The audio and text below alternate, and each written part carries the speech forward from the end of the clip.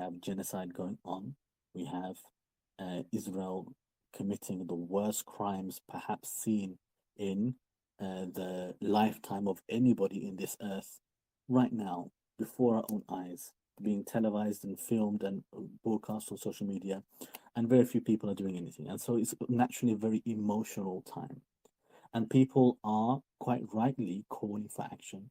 They want us to do something about it, and they want us to do whatever little we can. Obviously, any really effective methods or means to put a stop to this are cut off by the government, because the government is not trying to stop it.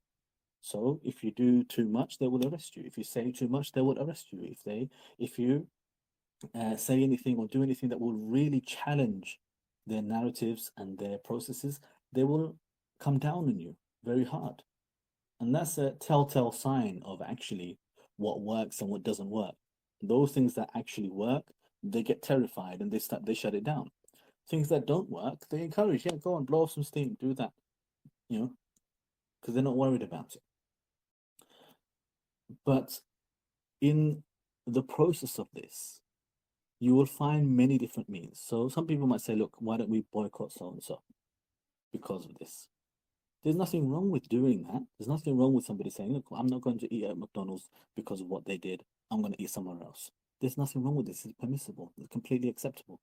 It's funny that how some people actually have a bigger problem with this than they do with voting, which I'll talk about in a moment, exactly what they're talking about.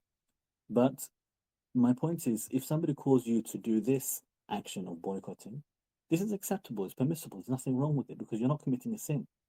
If somebody says to you, why don't we come on, let's go to a protest, let's protest. Again, the same people that want you to vote, they tell you don't protest. It's strange, it's ajib. But yeah, protests are permissible in general, as a general rule, as long as you're not doing anything wrong there. But let's say somebody turned around and said to you, come on, let's all whistle to save Gaza. Blow on this whistle, play this flute in order to save Gaza.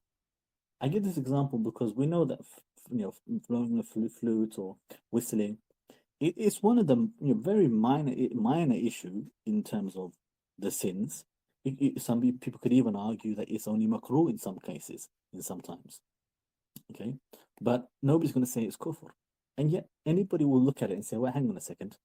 I understand protesting, I understand boycotting, but blowing a whistle, just because somebody said, like you might have a protest and say, look, honk your horn for Gaza. Okay, honk my horn, no problem. If somebody says to you whistle, well, hang on, I don't whistle as a Muslim. It might not be a major sin.